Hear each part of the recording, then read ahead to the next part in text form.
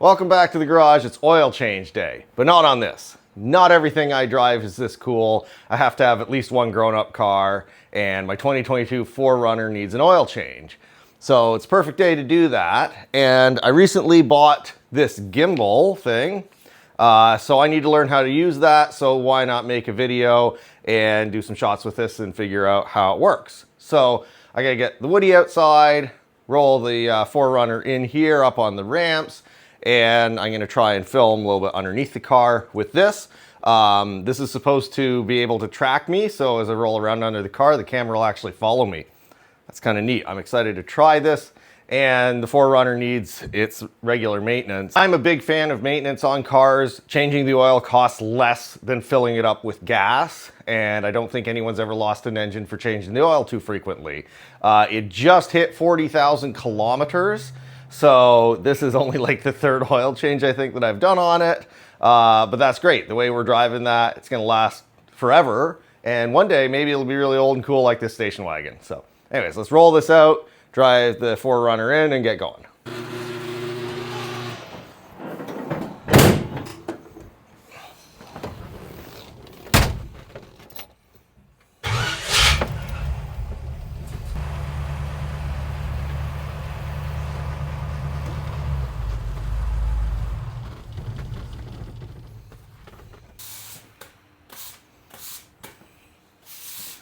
I don't want to lie in sawdust here. I threw some sawdust down because the wagon has a small oil leak. Nothing I'm super worried about because it's a Y block. They're sort of supposed to leak. I think they were built that way from new. I am going to change the oil pan on it at some point because I have a spare engine with a better oil pan. I think that might eliminate one of the leaks. This brings back memories. I paid my way through university working in an auto body shop, and I started out sweeping the floor and taking out the garbage. So, okay, this is my first shot with this gimbal. We're at 40,038 kilometers, so right on time for the oil change. So I'm driving up on the ramps. So I'm going to put it in four-wheel drive. That's going to do two things. It's going to make sure it climbs up on the ramps because otherwise I'm in rear-wheel drive, and sometimes cars don't like to actually climb up the ramps, especially on a smooth floor, and it'll just push my ramps along. The other thing it'll do is it'll keep more of the wheels locked when it's in park. I am going to put wheel chocks behind it, but that's going to help stop it from rolling off of the ramps.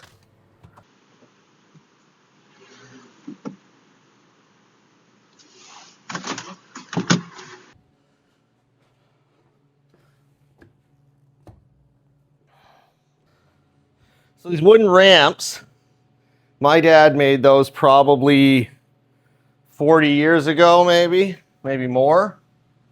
And I remember being a little kid and helping him do oil changes on his cars with those ramps.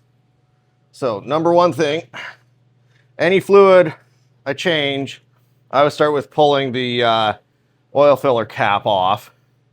On this, I'm not worried about not getting this off, but if you're doing like a differential or a transmission or something like that, where it's a plug, if that plug is seized, you don't want to take the old fluid out before you know the new fluid's going to go in. By the way, I'm filming with the gimbal and it's moving itself around. I think I've got it in tracking mode and it's looking for somebody to track. I'm not sure what that mode, oh, tilt lock. So now, oh, that's better. So as I move the gimbal, I'm actually moving this side to side, and it's keeping like the horizon. This thing's neat. The other thing is, you don't put your cap up there because I don't know if it would be a problem on this car, but on a lot of cars it'll hit the hood, and then you end up in the body shop getting a big dent fix. This is nice and low, so it's not going to interfere with anything. So now it's time to go underneath, pull skid plate off. This truck has a big skid plate on it, you know, because off-roading things. So you gotta take that off to get to everything.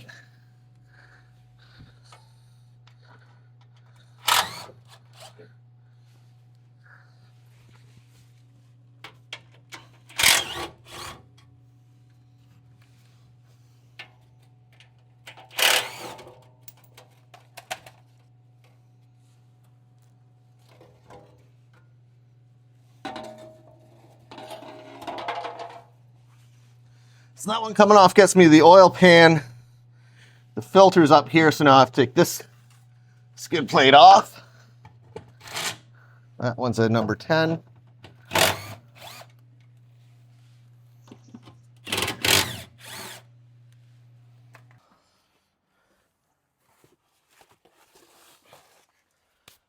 a great way to use up old cardboard. It's to make a splash shield, I guess.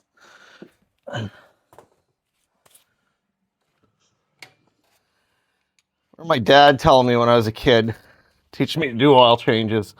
I was probably like 10. He said, always use a ratchet, was his theory, because if you've got the ratchet in the left position or the off position, you can't accidentally turn the drain plug the wrong way and strip it.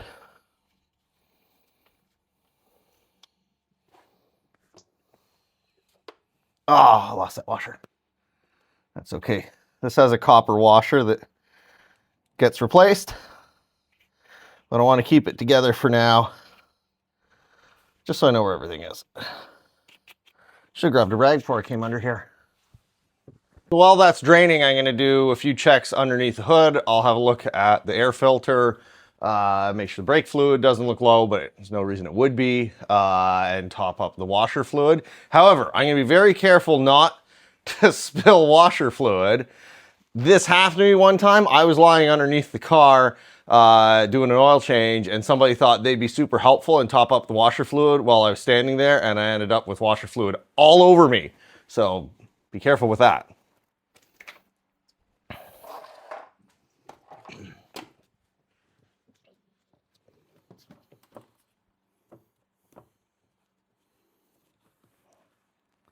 Air filter's looking okay.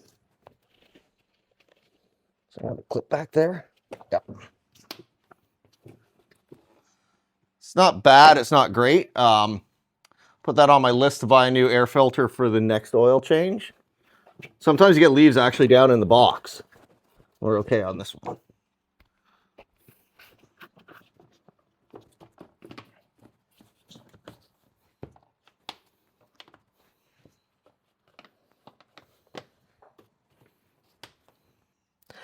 So the oil filter is in this housing here. This is a plug. You're supposed to take the plug out, and then there's a little spout they give you that clips in there to drain the oil out of the filter before you take that off. I guess so it makes less of a mess.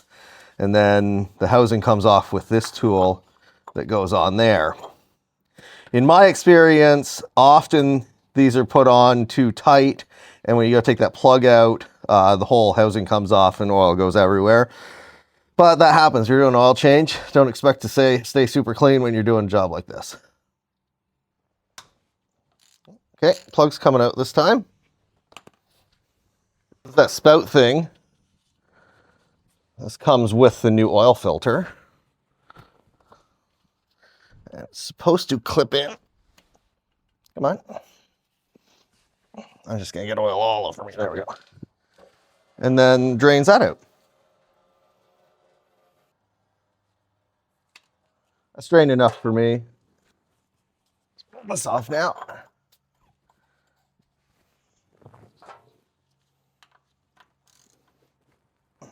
That's tight. There we go. There is an O-ring in here, so it feels tighter than it is because that O-ring's sort of dragging.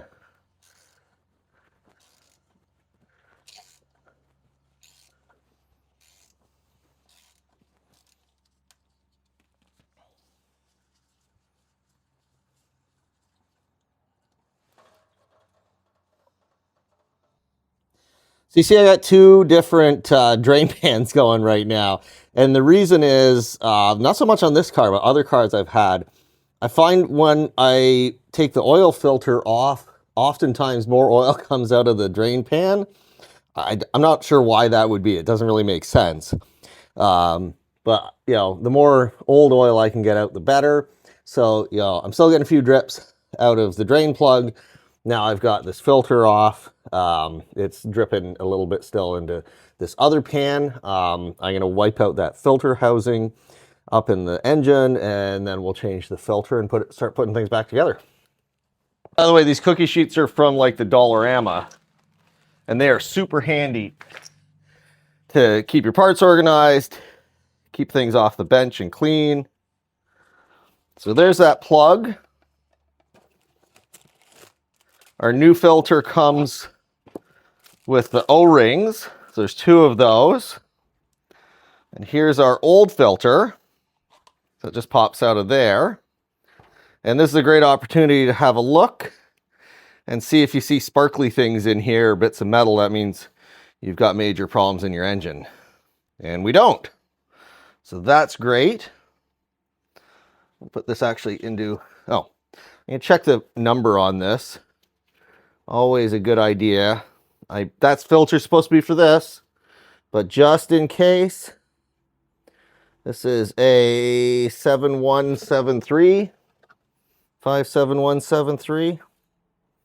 Okay, so that's the right filter. So that needs to go to the hazardous waste depot. Now this guy needs to get cleaned up. Replace the O-rings and put it all back together. The big O-ring goes right here. It's important to get that in the right spot. It does not go down here on the slip. It goes in a groove there that's just past where the threads stop.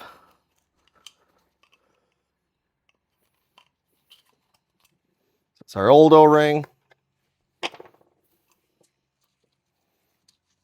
And I like to be careful putting these on because I don't want to stretch it more than I have to. I put it on almost like I'd put on like a piston ring.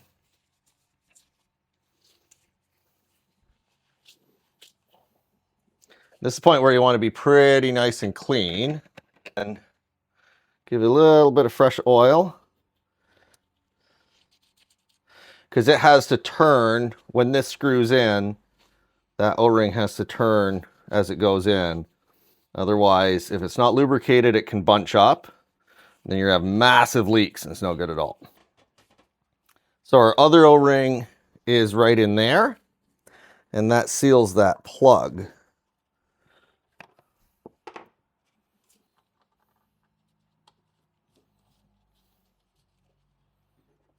Then our new filter goes in like that. We're ready to put this back on underneath. Okay, we're all back together underneath. The filter's in, the drain plug's back in. It's time to put some oil in now. This takes 6.2 liters of oil.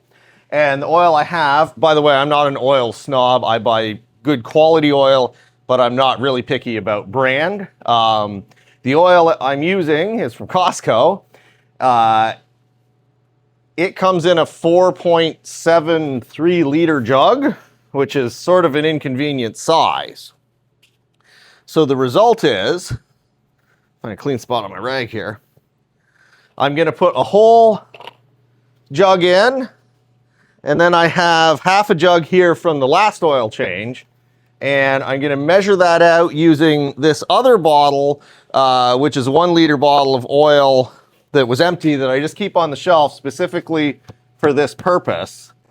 So I'll put this jug in, then 1 liter, that'll bring me to 5.73, and then I need a little under a half a liter to get to the 6.2. So unfortunately I have to do an awful lot of math for a Saturday. So I'm not actually mixing types of oil, I just use this little 1 liter jug because it's a convenient way to measure.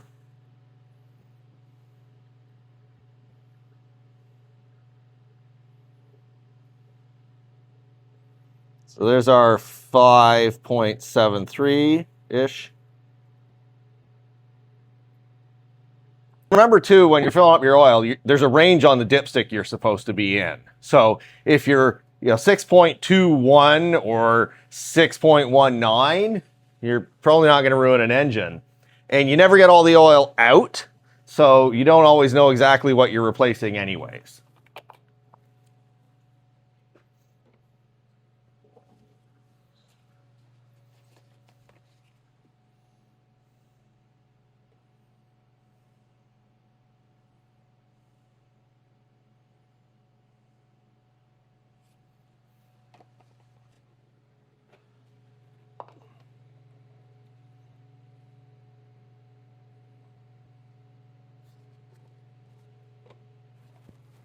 Now's also a good idea for me to look underneath and see if all the oil's coming out on the floor.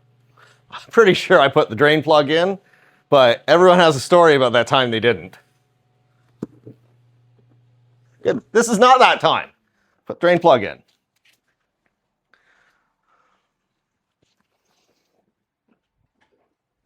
So, dipstick should have clean oil on it.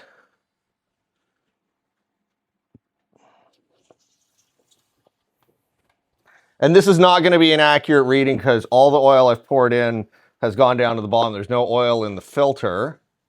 So we are above the fill line, which is what I would expect. It looks like there's too much oil right now. But once I start it and it gets pumped through the engine and fills up that filter, it should be just right. So put this bottle away to use on our next oil change. This gets to go in the cabinet for next time. This jug and another one that I have will take the old oil that has to go to the recycling depot. And we're ready to fire this up and see if we have oil pressure, which we should, I'm not worried. And if we have leaks.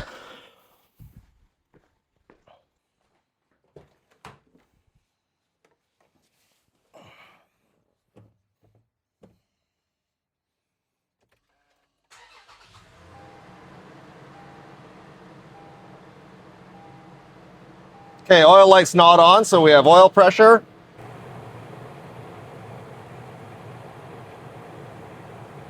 We have no leaks, that's what we want. That is a happy 4Runner.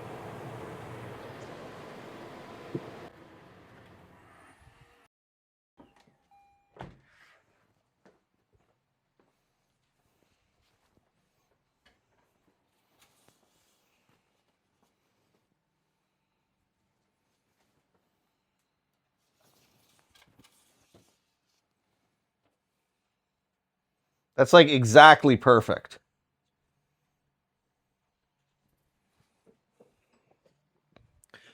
I want to be in between these two dots. You probably can't see it, but the oil is like right there, like 1/8 of an inch below the top dot. So perfect.